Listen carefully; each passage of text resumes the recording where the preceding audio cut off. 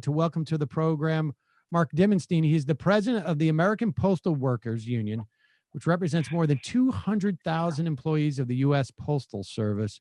Mark, welcome to the program. Well, thanks so much for having me on. Always a pleasure to talk about something that's so near and dear to the heart of the American people. Yeah, well, I've been talking about this assault that has been taking place on the Postal Service, and it's obviously much more heightened in the past, couple of months, frankly. But let's start with this because, let's start first with how many employees are at the Postal Service?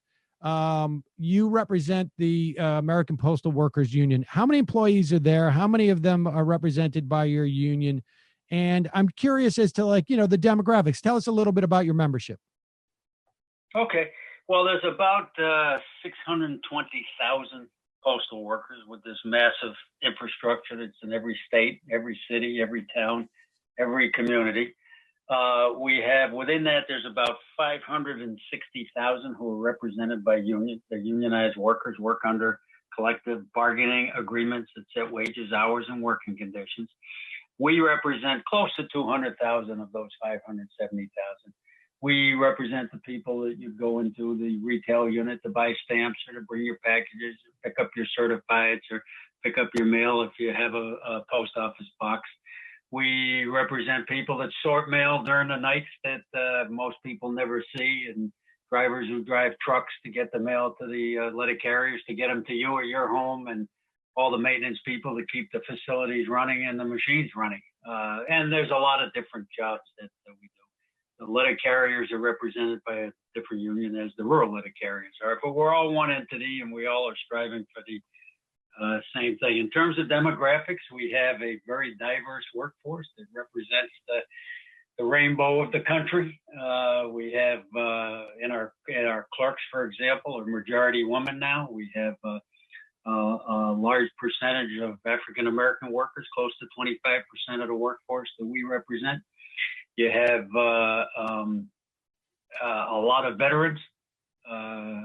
Well over 20% of the postal workforce of veterans. It's the largest employer of vets outside of the civilian part of the military. So, and we got older and younger, more seasoned, less seasoned, and everybody in the between. So we are very proud that we're a diverse workforce. And look, we run on the principles, which is the right thing, of equal pay for equal work. It doesn't matter how old or young you are. It doesn't matter if you're male or female. It doesn't matter the color of your skin. We're doing the job. We're in it together, and we get paid equally. And I think that's a great thing about working under a union contract. I'll tell you the thing about the post office in general that it is such a micro. Well, I mean, it's not that micro, but it is such a microcosm of exactly why you need government services and how they can sort of benefit in a multitude of ways. In addition, as you're talking, we have hundreds of thousands of great middle class jobs that provide decent benefits, and again, employ a wide range of people in this country. But it's also doing a service that the private sector cannot do, insofar as they are not going to deliver a letter from, point A to point Z, essentially, east, wherever, out in the boonies, for 40 cents. There's no profit motive to do that. They cannot and would not do that. And this is what a government service does. It says the job number one is providing this service. Profit is secondary. Yet the Postal Service, up until very recently, has been very much self-sufficient. Yes, and if I can back up, you raised a lot of good points there, Sam. I mean, one thing when you talk about the macro or the microcosm of the society and the essential service that you talked about, I think that's the essential service is really key. So it's postal workers who work under all the different union contracts are extremely dedicated to this public service mission. We work under law that says we provide prompt, reliable, and efficient services. And prompt means speedy, and it means reliable. And so that's very important to us. I think I can speak for just about all postal workers. We treat the mail as if it's our own. We don't believe in delaying mail. We believe in going the extra mile. And that has been so clear and underscored in this pandemic, where despite the difficulties, the challenges, the dangerous times, just like other essential workers, postal workers have been out there proudly serving and really connected the country in a way that we could not have been connected during this pandemic without this government public-owned, what we call a national treasure. And you're absolutely right. There's no private company. You know, we have a saying, it's not named the United States Postal Business. That's for a reason. It's named the United States Postal Service, and that's for a reason. It's here to serve everybody on an equal basis. And as soon as you get into whether there's a profit motive there, then whether somebody gets mail, under what conditions they get mail, if at all, and what price they have to pay for it, then becomes whether somebody can make a quick buck. And the Postal Service is set up on a break-even basis to serve every community, no matter who we are and where we live. We call it the Universal Service Mandate, and it's a small d democratic right that's equally accessible to all of us. All right, so let's start and just give us some basic facts about how the post office works in terms of funding, because I don't think that most people realize that the post office is self-sufficient or has been for an extended period of time. Yes, the post office was spun off as an independent agency in 1970 following a historic nationwide postal strike. One of the things that happened after that is the powers that be decided it was wise, and it was wise, to take political patronage, cronyism, favoritism outside of the function of the post office, truly make it independent of political interference. And also, as part of that modernization, they set it on a course where they would run strictly off the revenue of postage and postal products, not off tax dollars. And for the most part, that has worked quite well. We've had two huge hurdles to get over in that process. In 2006, Congress passed, and it was bipartisan, unfortunately, but Congress passed a law called the Postal Accountability Enhancement Act that made the post office do something that nobody has to do, either in the public or private sector. And that is to pre-fund retiree health benefits, not retirement plans, but the health benefits of retirees, which the post office was paying as bills came due, just like every other company does. And they made them pay it 75 years into the future in a short period of time. That was for workers that not only didn't work at the post office yet, in some cases weren't even born yet. So it was an onerous, very onerous burden that put a lot of financial stress on the post office. It was manufactured, but nevertheless, at some point, that becomes real. It drained out $5.5 billion a year for the first 4 years of the 10 they had to pay it in. And then they weren't able to pay the rest. So in a sense, they owe a bill to the federal government for that unpaid funding. So that put a lot of stress on the Postal Service. But even then, if you took out this pre-funding mandate, the operations, the post office was generally at least breaking even, which is what their goal is. Break even, serve the people of the country, go to 160 plus addresses a day. Kind of amazing. And you had talked earlier in a comment about, you spend 55, you can take a letter from point A to point B. It's almost a miracle, and we take it for granted. You can walk into a post office, bring in a piece of paper, call a letter, and tell that clerk there, for 55 cents, I'd like you to take this to the other side of the country. And the clerk says, we will gladly do that. And then through the whole process of all the sortation and all the delivery, it gets delivered on the other side of the country. But I diverted for a moment. So the 2006 put a lot of financial stress on the post office. But what they're facing right now is an emergency with the COVID pandemic and its economic impact on the society as a whole, which also then affects the Postal Service. So naturally, and I'm sure your listeners will easily understand it, advertising dropped off, mail dropped off.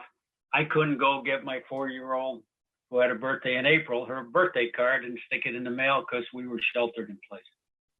So mail volume's off about 30%. Packages have temporarily made up for it because we're sheltered in place, but that's not going to last. So all the projections say that if there's not COVID relief, this economic impact will actually probably sometime next year cause the post office to run out of money. And that's something that we want to avoid. It's before Congress is in right now to make sure that that doesn't happen. I want to just go back to 06 a little bit because, you and I spoke briefly on Chris Hayes' show on Friday night, and I brought that up, and you made the point that it was bipartisan. Now, like I've gone back on this, right. and give me, you would know this better than I. I mean, I remember talking about it contemporaneously. It was a time where the Republicans controlled both the House and the Senate, as well as the presidency. But there were Democratic co-sponsors. I've gone back, I've looked at that bill. There were Democratic co-sponsors on that bill. And, but there was a voice vote, and it was unanimous consent in the Senate too. So it's hard to sort of tell exactly, where the lines were drawn on this, but certainly it passed, like you say, in a bipartisan fashion. What was the thinking at the time? I mean, because on one hand, I know what we were going through, and maybe this was like major failures of pension systems around that era. Like I think it was United Airlines, and there were a couple of others, and the pension guarantee trust system wasn't working. And there was a real sense and awareness at that time that has been exacerbated, like 401ks weren't working.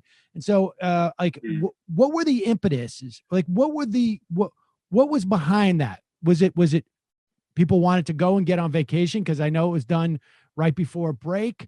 Was it people weren't thinking about what the implications of this? I'm just curious to the extent that what was behind that vote. I'd be curious to get your sense of it. Well, I wasn't president of the union back then, so I don't have all the inner knowledge and workings of what was going on. But I just want to be clear, Sam, this was not pension issues. The fact that postal pensions are twofold, one's civil service and one's on FERS, two different systems. The postal side was at that time was overfunded on the pensions. This was strictly the future cost of retiree health benefits. So the argument used, and I think it was an argument used by those who wanted to undermine the Postal Service, because the privatization thrust did not start with this administration, and it's not going to end with this administration. It has intensified. So it was all this idea, and the right-wing pundits try to promote the idea that they want to protect the taxpayer and therefore make it so that if the post office someday goes belly up, the taxpayers aren't going to be on the hook for these retiree health benefits, which wouldn't have happened anyway, because if the post office went belly up, which we don't think the people of this country are going to allow, not everybody's owed those benefits anyway. So it was all this idea, and it was a false idea because it's not taxpayer based, and and there are a lot of other assets that could have made up the difference. But it was all this idea: protect the taxpayer, protect the taxpayer. Now I got to tell you, I came into office in 2013. I spent a lot of time on Capitol Hill, on both sides of the aisle. I haven't run into any congressional representative that either thinks it was a good idea. A lot of them weren't here when it happened, or even if they were, thinks, looking back on it, that it was the right thing to do, or that it worked. And so there is an effort in Congress to do away with that pre-funding mandate, which would certainly be a help. That was moving through. It moved through the House strongly. Half the Republican caucus voted to do away with that pre-funding mandate. So it was an overwhelming vote. It moved to the Senate, and that was right. And there's a bipartisan effort there. And unfortunately, it was right before we got hit with this tragic crisis, and that has taken a back burner.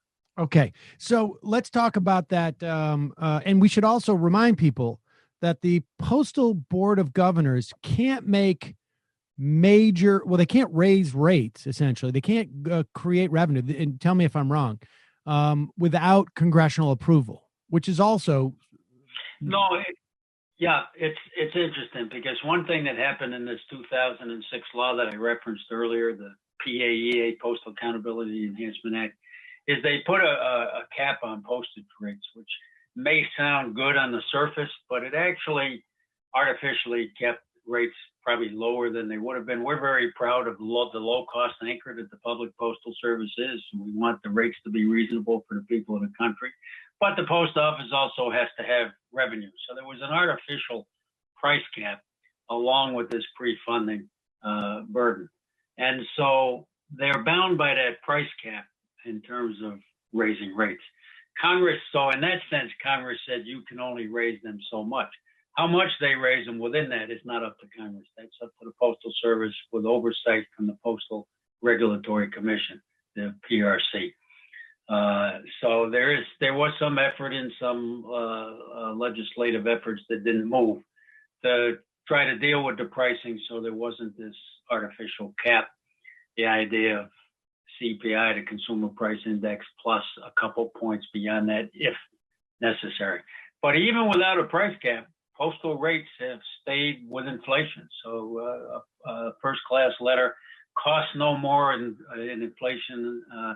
In inflation-adjusted dollars than they did 40, 50 years ago. So it's a system that worked very well without a price cap, but it has created an artificial burden. Okay, so let's Postal Service. And you know, I mean, again, you know, you made the point earlier, but it's you for 50 cents, you can't even get like a half a candy bar now for 50 cents. That's right.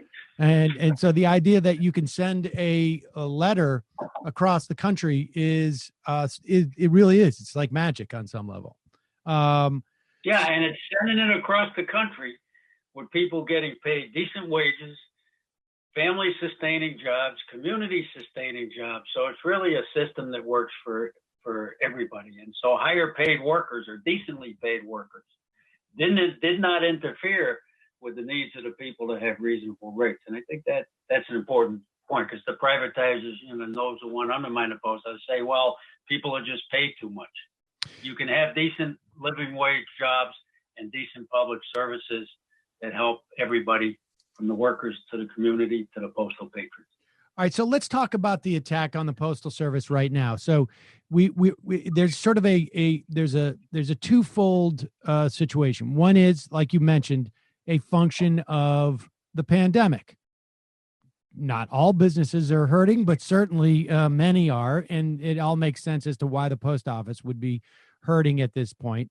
Let's talk about what the administration has done in terms of its assault on because this is, you know, a relatively new thing, but there's been murmurs. I mean, you know, and this is something as a listener to right-wing talk radio over the years, like the idea of privatizing the Postal Service has been out there floating around. It's sort of like almost like, you know, you see that and like, you know, privatizing the U.S. national parks, stuff like that.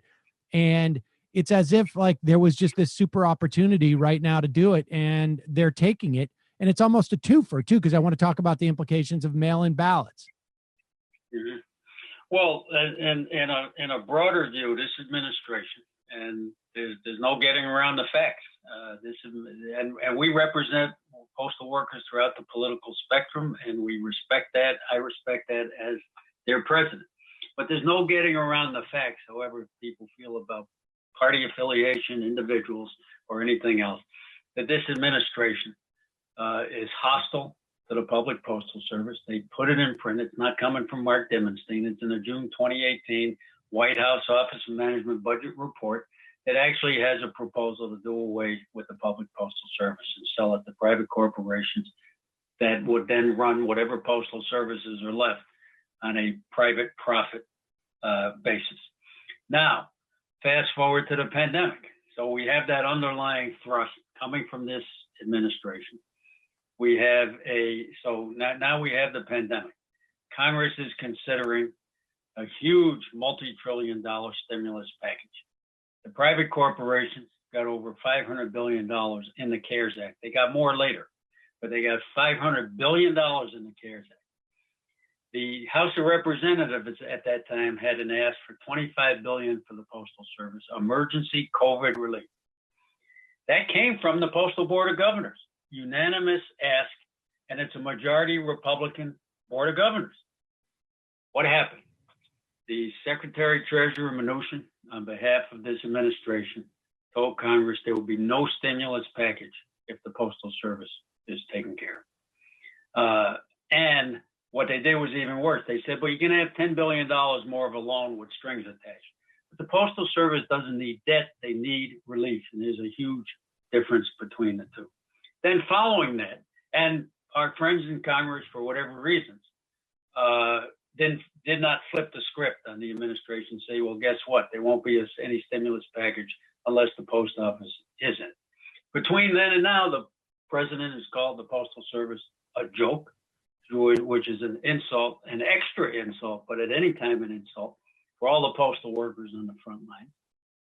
We've had over 2,500 people sickened. We've had 75 people pass away. We've had 40,000 people quarantined. So it's an absolute insult, and it's an insult to every customer. 91% of the people of the country have a favorable view of the post office. That means they use it and need it in many different ways, but however they use it and need it, they really do trust it and appreciate it.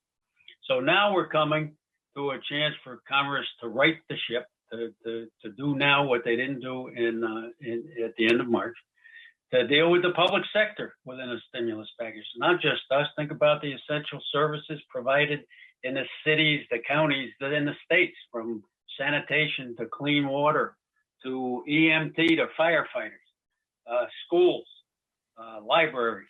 And so now is a chance to get it right this time. Certainly if they're going to take care of the corporations, they should take care of the public sector. And the House again passed $25 billion.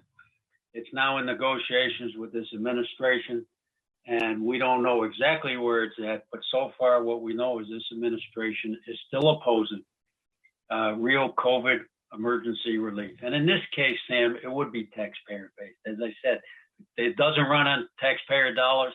That's generally worked. In this emergency, it's not going to work. So we need appropriated taxpayer relief to get the public postal service through this emergency. And so that hostility, though, is an agenda. Right. Some in the news says, President Trump doesn't like Bezos of Amazon, and some back and forth, and that's the essence of the hostility. I think that's a smokescreen. I think the real essence is that they really do have an agenda, and they want to take this national treasure, rip it off from the people, get their hands in the public till that creates $70 million a year in revenue, and use it for themselves. In the second half of the show, I'm going to go through, it is the case that the Democrats in the House, passed a bill calling for funding. And in addition, like you say, we need more funding for states and cities. I'm going to, in the second half of the show, talk about how, the lack of leverage they have at this point was highly predictable, but, I will, not force you to take a stance on the negotiation powers of the leadership of the House in this instance. But I am curious as to when you talk about the forces that want to privatize, give me a sense of like what privatization would look like, and then I want to go into what DeJoy has been doing in terms of But what would privatization, when we say broadly speaking, obviously there's money there, but it seems to me when I envision what would happen with privatization is you would have the most costly aspects still farmed out to the post office, and what the privatized delivery services would do is take the most lucrative stuff and do those. I think that's 100% right, even if there is a shell left of the public entity. In the worst case scenario, there's no public entity at all, and we're completely at the mercy of whether somebody can make a profit pay high CEO salaries, take care of, quote, shareholders. And so how could you possibly go to the most rural outposts or even a lot of urban centers? So it's not supposed to be based on where the post office can, if they make money on that one letter, they're not supposed to do that. It's supposed to be, does the whole system work in a holistic way? So you may live in an urban center, but be sending a letter to a relative in the Kansas farmland, or vice versa. All the financial, think about the medicines that the VA Right. veterans rely upon, all the life-saving things, all of this stuff, the post, so it's privatized. Do we then get our medicine? If somebody can make $1, how much more does that medicine then cost? And so if it was privatized, again, what's gone is that equal right to have a universal service mandate that has to serve. We're glad we have to serve every single person in this country, no matter who we are and where we live. There's no surcharges for distance. In many cases, like for flat rate priority boxes, there's no difference in terms of the weight. If it fits in there, it goes. All of that would be gone. A private company could put on surcharges. A private company can decide whether they want to go at all. Right. And the post office, rightfully so, can't do that. We go everywhere. And it's not a question of whether, or even that post office. Let's say it's a post office in a rural area. Well, if you just look at the one post office, maybe it doesn't generate enough money in that moment to justify, in some profit makers' eyes, to justify keeping the doors open. Postal Service is set up to have over 30,000 outlets, and it all equals out at the end, and it's all there to serve all of us. And it's a great system. Privatization just turns it over to a money-making machine, to Wall Street investors, and that would help a few companies. It would help a few private entities, but the people of the country would pay a terrible price. And if you think about e-commerce, yeah, the post office isn't the only one that handles an internet package, but it's the only one that has to take that package everywhere. Yep. A lot of small businesses, we actually get calls. Hey, if it wasn't for the post office, I never could have got my business started. If it wasn't for the post office, I wouldn't be able to run this from my home. And so, you know, just every aspect of life. And some people say the e-commerce day makes the post office less relevant. Some ways it makes it more relevant. It all depends how we use it. Let's so the there is a board of governors of the post office, just in terms of like its leadership. Yes. This board of governors is now majority appointed by Trump. Is that right? The entire board's appointed. Oh, the entire board is now. Okay. And this is, my understanding is that this board has the least amount of institutional knowledge about the post office in, I don't know how long. You would have a better sense of that. They've just appointed a new Postmaster General, not just, but a most recent one, who is making news because he's come in and he has changed a couple of key, I guess, logistical operations by postal workers. Walk us through all this to give us a sense of what is being done, because in addition to following this stuff, I've had literally 3 or 4 conversations in the past week. One had to do with eyeglasses, new eyeglasses I was ordering. Yeah, it's coming in now like a week later because of the post office. A friend is looking to get some swatches, and she says it's stuck at the post office. There's real impact here. Tell us how they're doing it. Well, you are right. We're hearing the same stories. We're talking to customers. I'm a customer myself. I've seen it. What the new Postmaster General did, and you're right. There's no institutional knowledge on the Board of Governors or on the inner workings of the post office, and that includes the new Postmaster General. So that's troubling. And what he did, he came in on June 15th. Within the first month, he instituted some, quotes, cost-cutting measures. Again, he comes from the business world. This is not the United States postal business. And they took a few forms. One is he put out these policies, at least in general, to either cut out and eliminate overtime or severely reduce it. He put out policies to cut back on transportation, such as what they call extra trips. So if there's more mail to get from, we have these big sortation plants. So the mail gets sorted there, and then it often will get shipped to where the carriers are ready to go out on the street in your neighborhood. And extra trip might go because all the mail didn't fit on the first truck, or maybe mail came in just a little bit later, but it's due out that day. He has said we're not going to do those. There's pulling out a lot of sortation equipment out of the processing facilities, which we think is very questionable. They've also, although I believe they backed off of this, which is good if they have, they also started just arbitrarily reducing hours at the retail units. So if you're a big retail unit in a city, including his hometown and my adopted hometown, Greensboro, North Carolina, the main post office, they put out something that said, we're going to start closing at lunch. Well, if you're in a business area, that's often when people get to the post office. Hopefully that has been reversed. But, so the result of all of this is it can't do anything but slow down and delay mail. That's what we're hearing from the workers. We've got information like there's one big processing plant that mail sat on trucks, 13 trucks for 5 or 6 days. We've had reports that in some places no packages went out with a particular carrier, in this case a rural letter carrier, for 4 days because all the stuff was getting backed up in the system.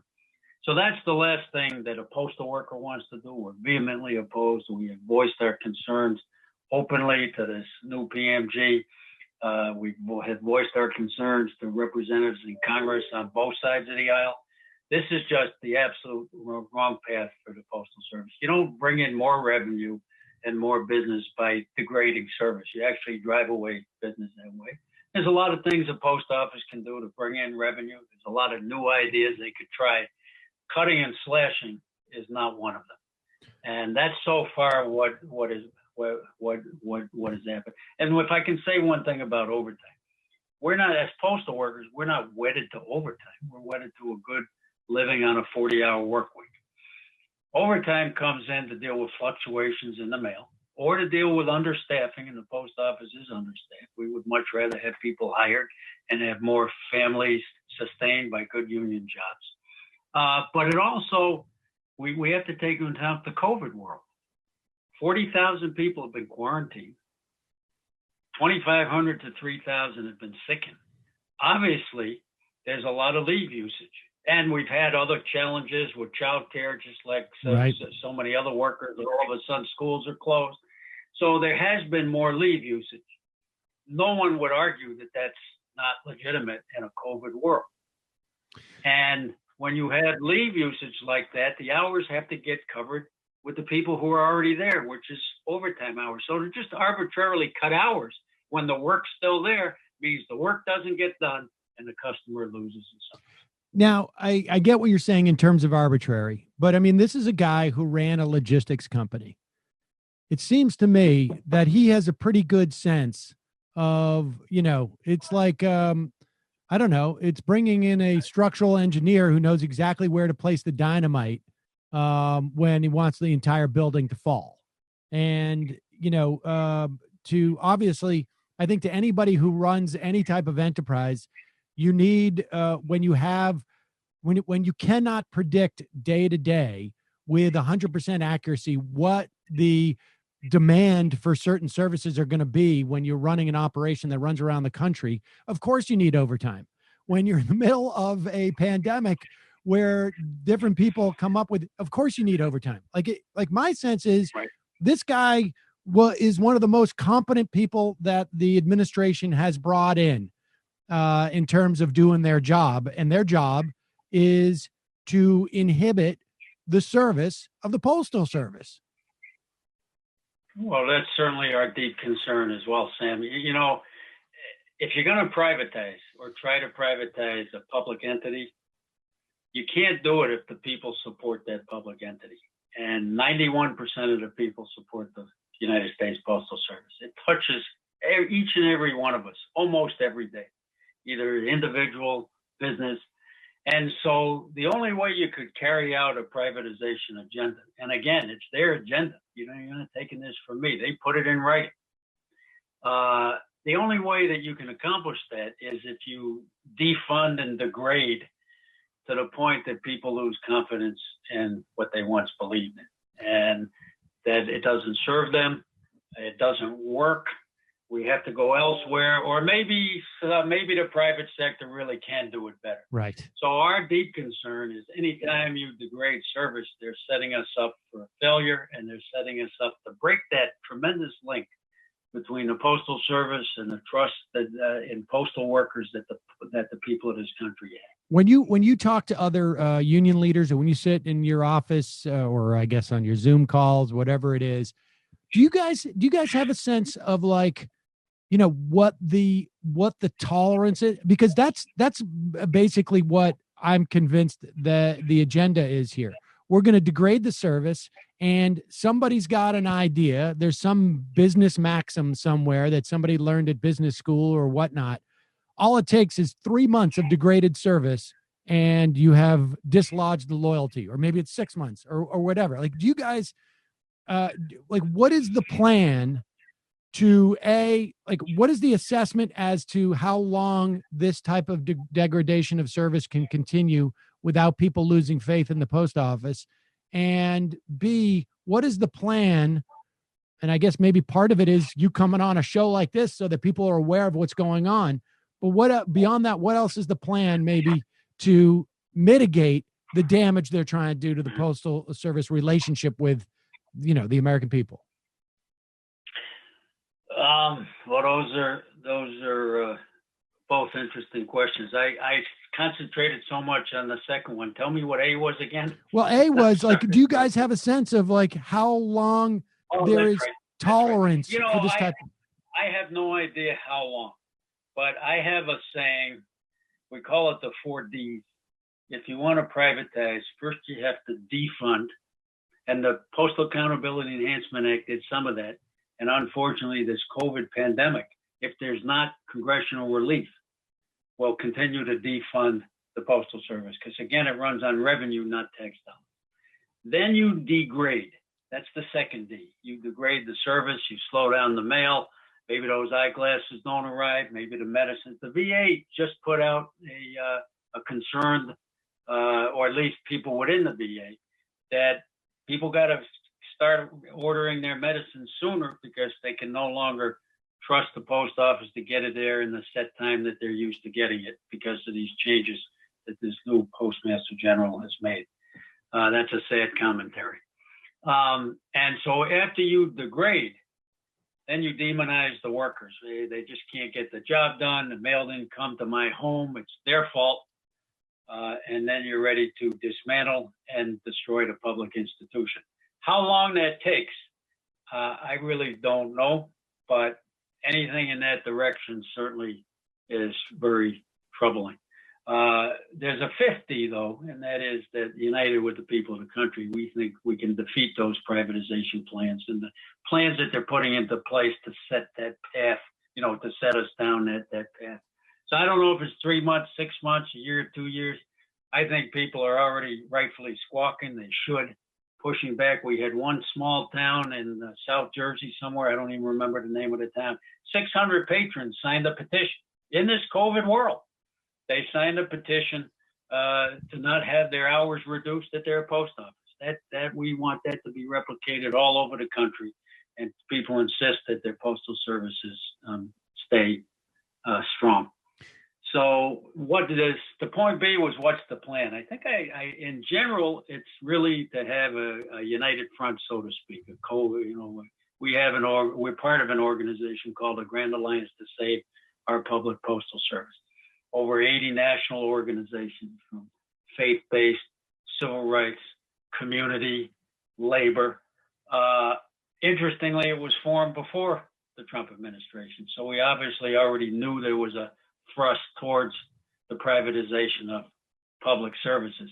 So one is a grand alliance with the people of the country to insist that the postal services stay strong. And very specifically, the plan is to have the public support to convince their representatives in Congress to make sure that there's COVID relief so we can get through this crisis. And then from post office by post office, city by city, city council by city council, mayor by mayor, we are going to push back. The law is very clear. It's prompt, reliable, and efficient services. I looked up prompt in the dictionary. And prompt, one of the definitions of prompt is speedy, not slowing down mail. And this is a day that people want things sooner and quicker, not later and slower. So we are going to have to unite with the people of the country. And certainly we have good allies in Congress on both sides of the aisle. You know, for the people of this country, this is not a partisan issue. That 91% approval rating, the favorability rating. And by the way, in addition, this is really something too, and not surprising to us as postal workers. During the COVID, it polled as the number one brand, favorable brand of the people of the country. Wow. Well, I would, and so we have a lot of, it's not partisan. At 91% equal amongst Democrats, Republicans, Independents, Greens, Libertarians. It doesn't matter. And we shouldn't let Washington turn this into a partisan football either. So, you know, we're going to do everything we can to pressure. People can still call their Congress people as these negotiations are going on and make sure that we get through this COVID crisis and can get back to where we can be the post office that we need to be with everybody. In this election season, that's going to be more important. Well, I want to ask